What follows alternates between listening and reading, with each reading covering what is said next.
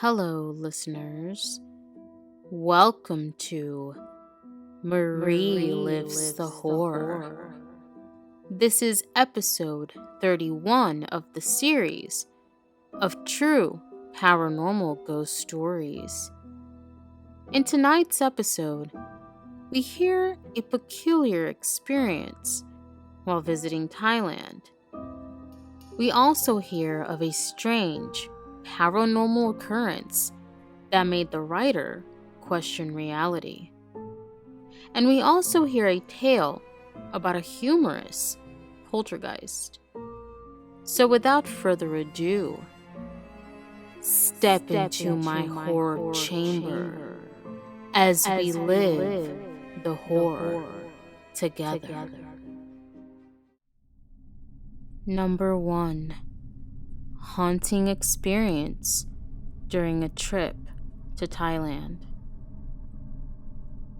This is my younger brother's story that happened in 2018 during a trip to Thailand with his friends and colleagues. He shared the hotel room with one of his friends. Their hotel room had 2 single beds, which were placed closest to either end of the wall. The first night they were there, after taking showers, both of them laid down in their beds and played with their phones. After playing for a while, my brother saw his friend staring at the wall behind him, shocked. Without hesitating, my brother quickly ran to his friend's bed. He knew something was not right, as his friend could see ghosts. We called it yin-yang eyes.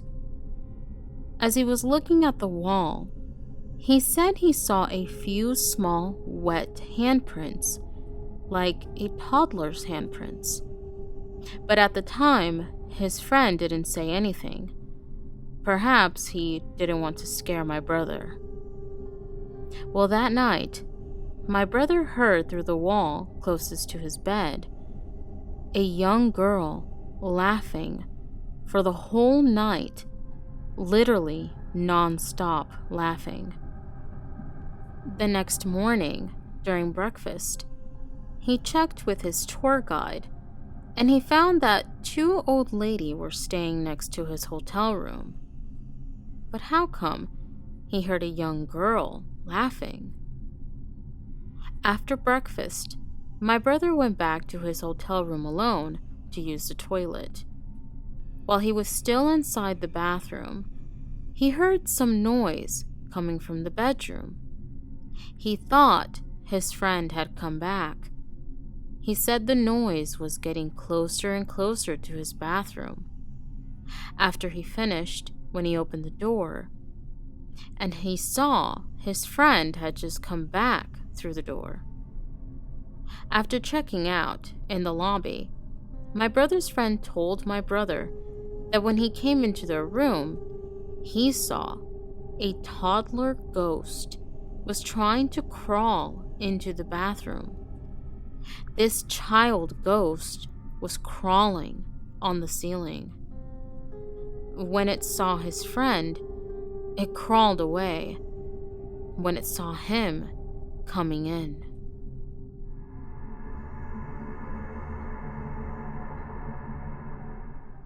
Number 2. Strange paranormal experience in my uncle's home. Hi guys. So I'm not so much for this kind of stuff, but this is something I would like to talk about, and I want you guys to hear my side too, so here it goes. I will skip some details to make this shorter than my brother's experience with his novel. So here's my version. 8 years ago, we went to visit my family in Washington, and after a few hours, we decided to investigate and explore the house. Me and my brother, right after my uncle left us with food, we decided to separate and check out the house. It was a huge house, by the way. So what I remember is that I went to the attic, And that's where I started my journey. Immediately, in the attic, the lights basically just shut down on me. It was some trippy crap. As soon as that happened, I started hearing crying and things getting thrown, and something slammed hard on the ground. I got the fuck out of there. I wasn't about to go missing.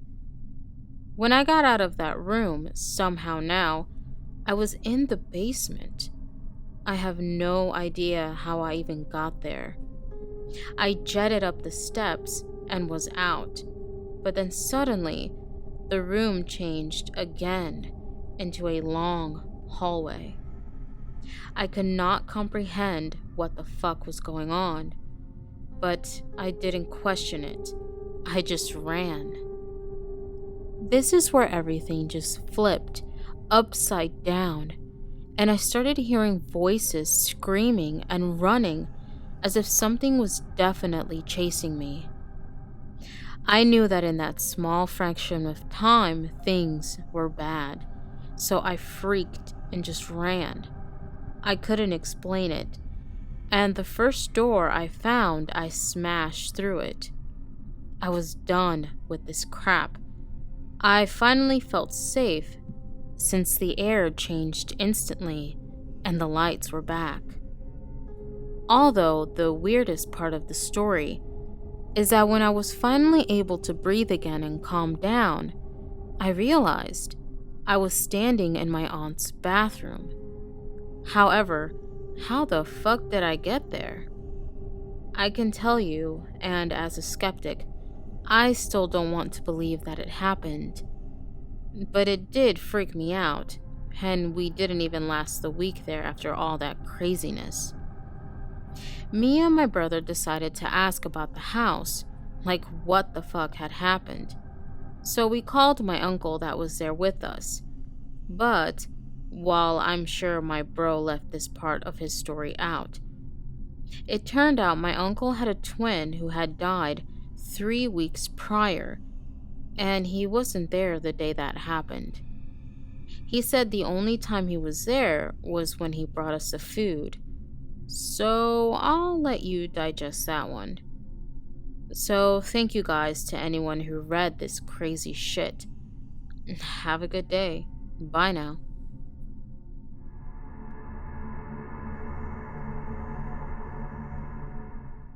Number 3. How it broke my cousin's toes. Hey, this is my first time posting on here, so please let me know if I broke any Reddit rules or grammar mistakes. Thanks for reading. This happened a month ago in my grand's house, and it really freaked me out. Me and my cousin have tried to find an explanation for it, but there just isn't one we can think of. We'll call my cousin Lizzie for privacy reasons. My grand's house is really old. The oldest part of the house was built in 1755.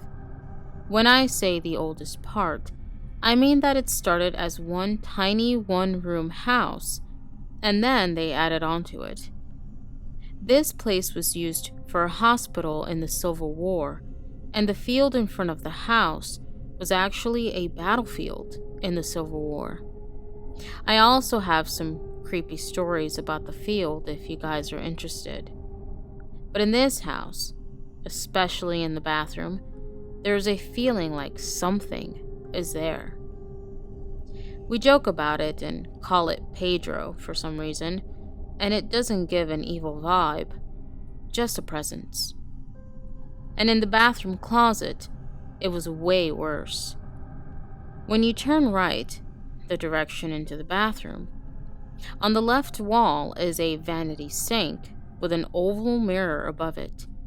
This is important to note for later. And across from the mirror is the creepy closet. This closet is big. Imagine an old walk-in closet with no door, filled with cleaning supplies. Also, if you are standing at the sink and looking in the mirror, the closet is right behind you, so you can see right into the damn thing. The closet in the bathroom has always creeped me out, so I never go in there alone. So back to the story.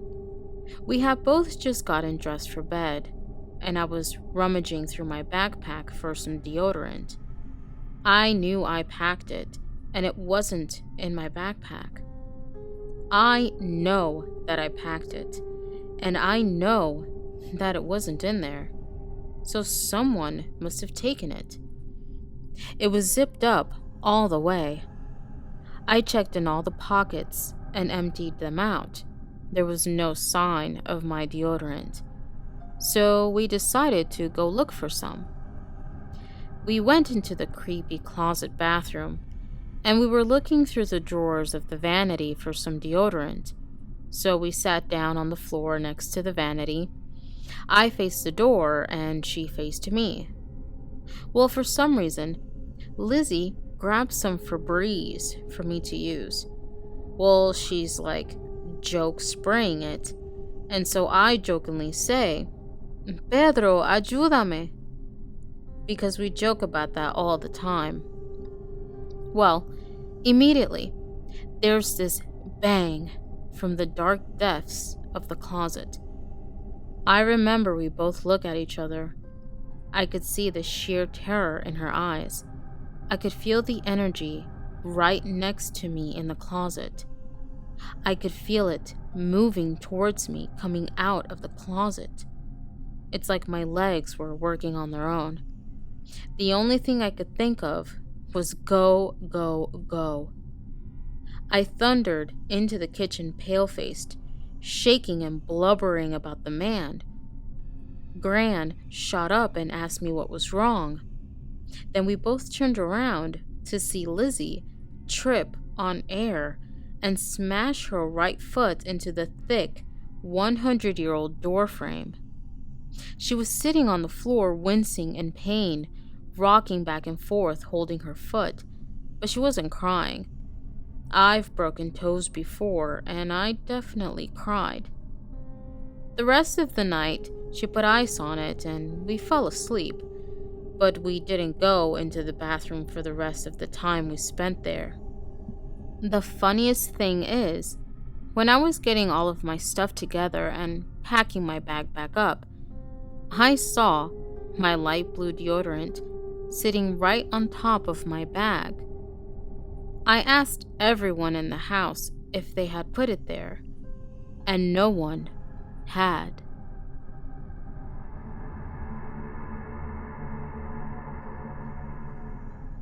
Number 4. A freaking poltergeist. The night started out well. I have to sleep on the floor because it's the only thing that does not hurt my back. Well, let me go back further. We moved into our new home 7 years ago. Everything is fine, no bad feeling about the place or anything out of the ordinary. About a year into living here, I hear a man's voice. I could not make out what was said, but my 6-month-old pup was sitting at the end of the bed, wagging his tail and barking at something not seen. My pup had no hearing, but something had his attention. I patted the bed so he'd come lay back down with me. The next night, the same thing happened. I woke up to hearing a man's voice, and there again sat my pup at the foot of the bed. This time, fully awake and aware now, my husband snoring. I hear the man again. "Timmy, get your ass up and go see your grandmother." My pup is still at the foot of the bed, wagging his tail. I woke my husband up. "My love, I think your grandfather is at the foot of our bed." I told him what was said and how the man sounded. I had not heard anything ever being spoken before this, or since. My husband started crying right then and said his grandfather would always call him Timmy and would say those exact words had he been alive. I call my husband Timothy, and at the time, I was uncomfortable using swear words, but I knew I needed to tell him word for word. We went to see his grandmother the following day. She was not well. His grandfather knew.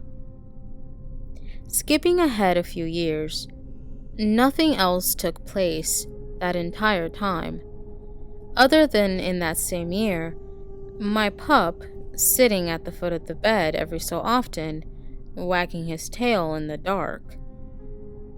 One night, I felt something gently take hold of my side. I shrugged it off and went back to sleep.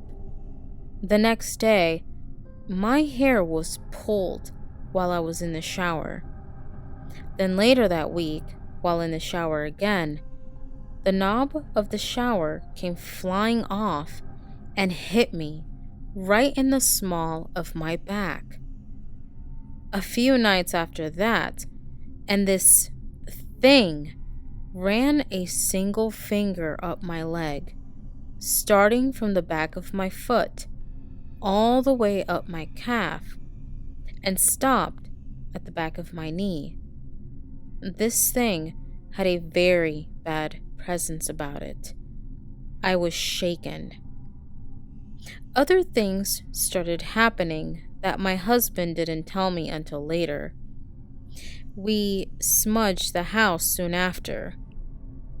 Everything went back to normal, not another problem. Well, not until a year ago. I was asleep on the floor when suddenly something started pulling my hair. I jumped up to flip the light switch, and nothing. Nothing there, and no way my hair could have got caught on anything. But the feeling in the house was still calm, so I went back to bed on the floor. The very next night, I felt something thump my leg and jumped up again. Still nothing. The third night, I felt something thumping on my leg again, but this time I was pissed. We have a freaking poltergeist. I was angry. I did not want to go through all of this again. I get up and flip the light switch on, go grab everything to smudge the entire house. I yell at my husband to get up because I'm going to get rid of this thing once and for all. Just then, and every bit of this is true, a mole comes running out from under my makeshift bed and passes me a Mach 10. Okay, Mach 10 is a tale, but that little shit, he finds the only hole under the cabinet in our bathroom. I wanted to tear out the cabinet to annihilate the pretender demon rodent, but my husband would not let me. Not sure how he thought he'd keep me from it, when he's over there laying on the floor holding his stomach, pointing and laughing at me the entire time. Guys, I got the bright idea just days before to leave a window open so our cat could come and go as he pleases and not wake us up at midnight to get in or out. My husband says, I wouldn't do that because you know he's going to end up bringing a live bird or a rat into the house, or lay his fresh kill on your face in the middle of the night. No, he won't. He won't ever do that. Oh, I forgot to mention. Our cat, he laid there and watched as his pet ran past me. We caught the mole the next day. I carried the cute little demon out to the field and let him go. I haven't left the window open for our cat since. True story of a demon mole and how I survived.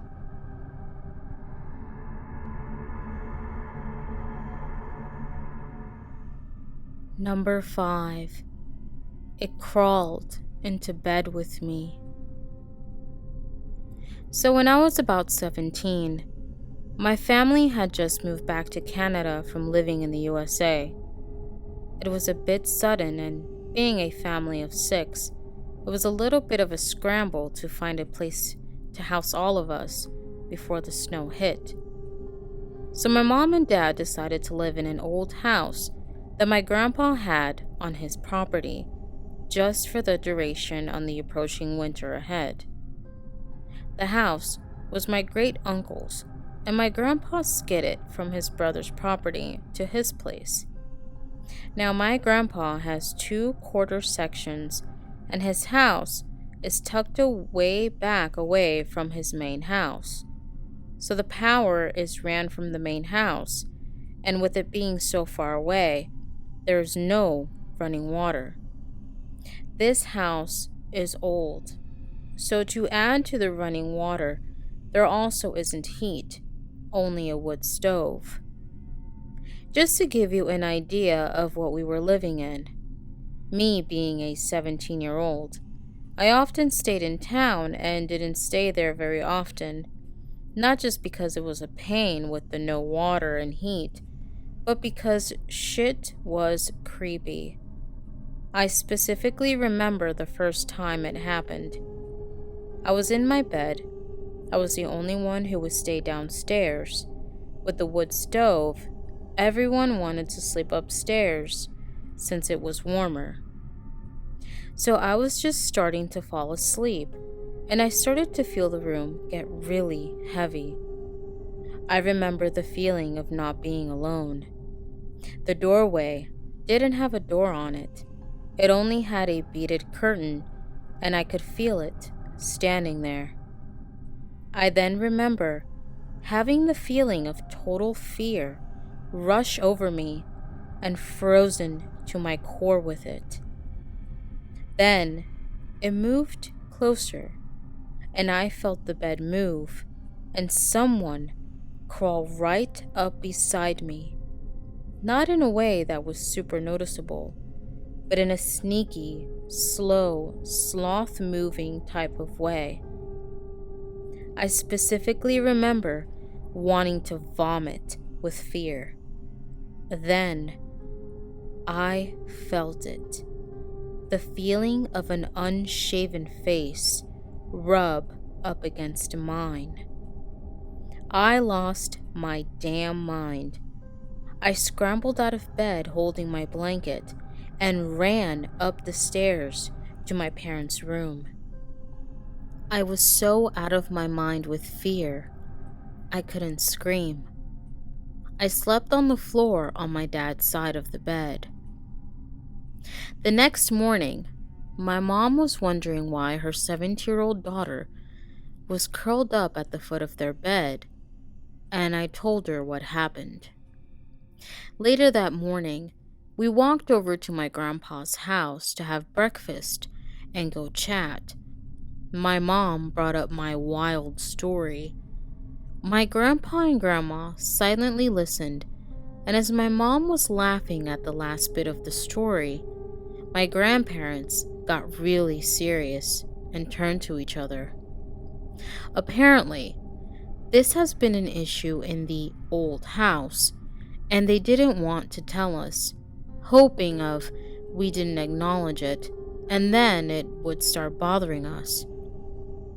I can honestly say, it didn't feel angry or upset. It just wanted to cuddle. I didn't stay there much after that. I moved in with a cousin in town.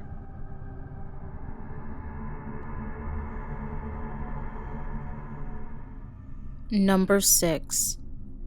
A girl ran into my closet. So I have recently moved into a new apartment with my girlfriend. One night, we are sleeping. I wake up around 1 a.m. or so, real thirsty and wanting water. So I get up from bed. I slept toward the wall, and my girlfriend slept toward the door. As I'm walking around the bed, toward the door, I see what at the time I thought was my girlfriend get up and run into the closet.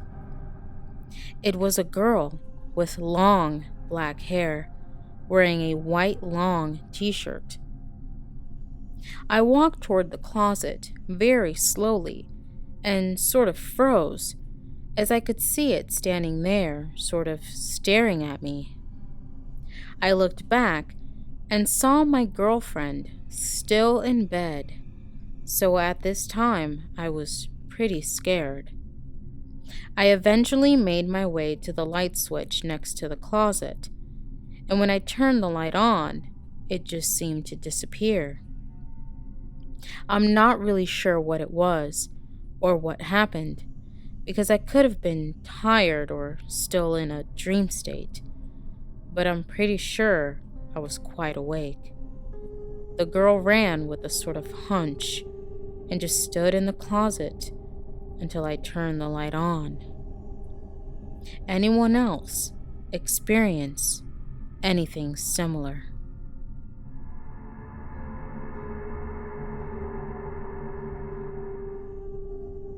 Number 7. Lawn Ghost and Soldier Stories. Hey guys, so sorry for the late post. I had some family matters to attend, but I'm back now. Also, after this, in my next post, I'll get you guys a picture of that closet. I know you all want to hear about the lawn ghost, so here it goes. I hope you enjoy. In front of my grand's house is a long meadow that stretches parallel to her lane and stops at the road, if that makes any sense. Apparently, that meadow was a battlefield in the Civil War. So yeah, super haunted.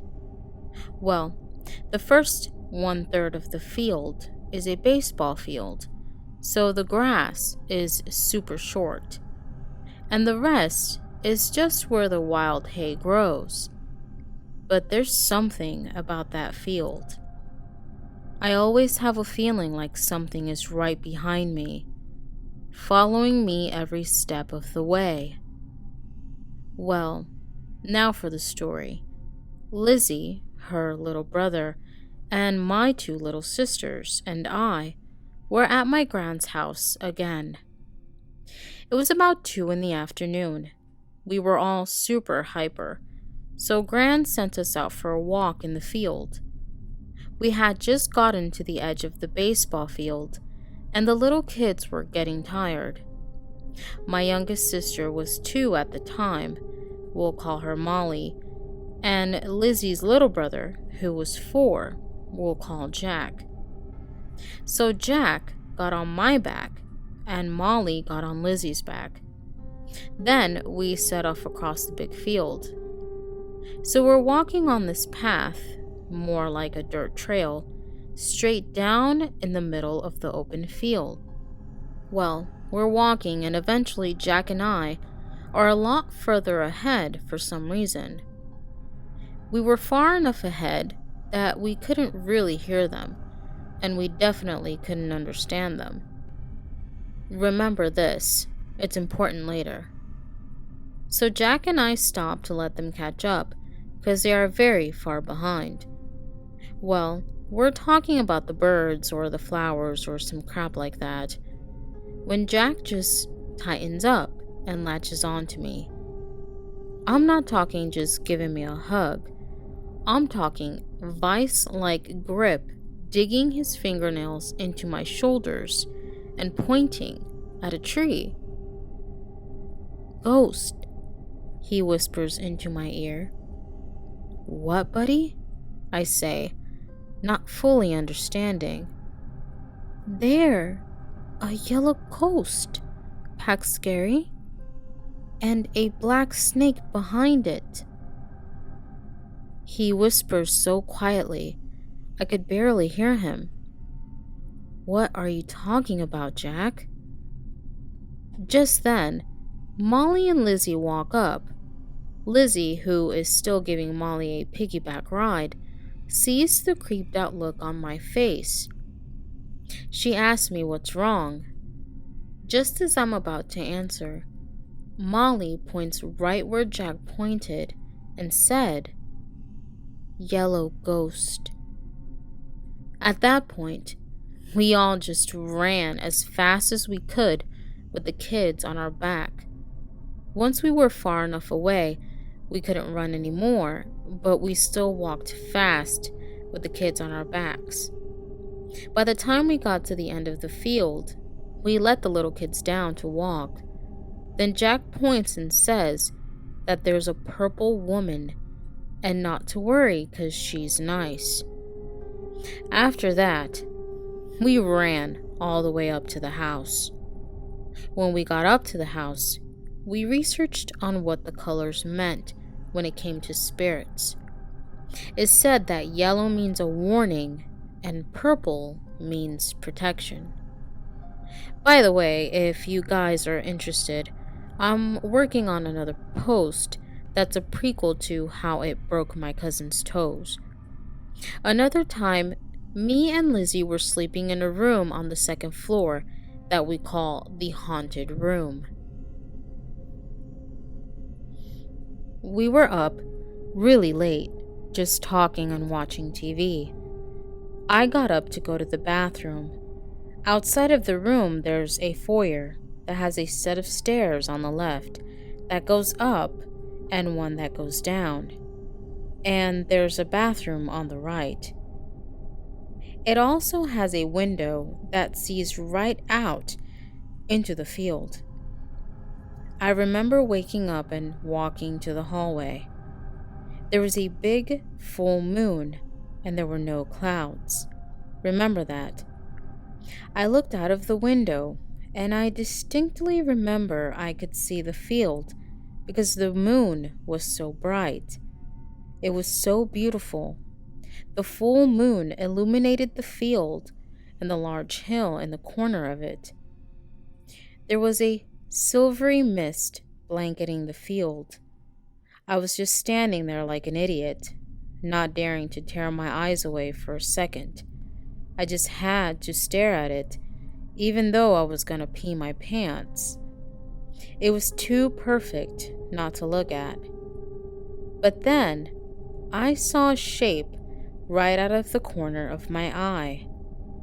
It was a black shadow by the stairs that darted from right to left.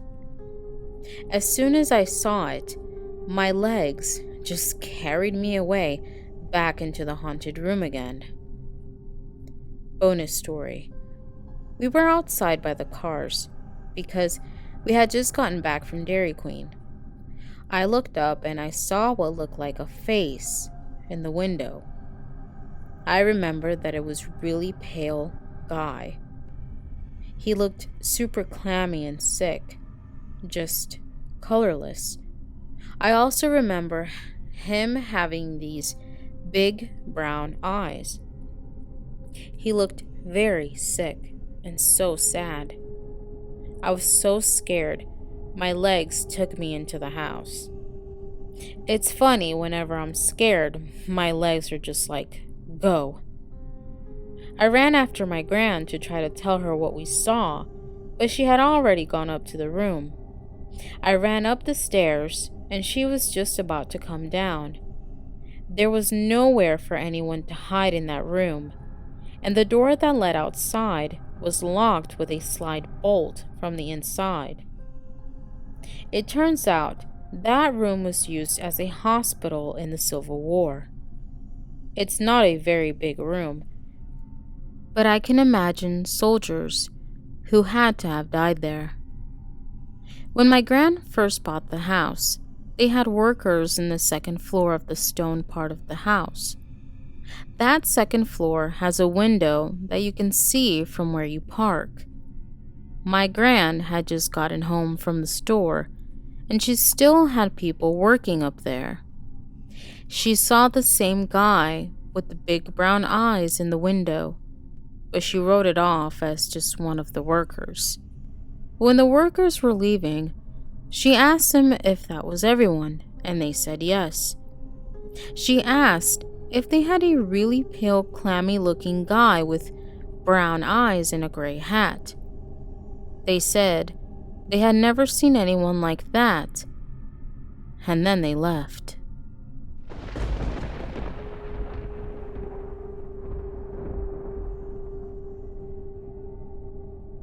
Hello, listeners.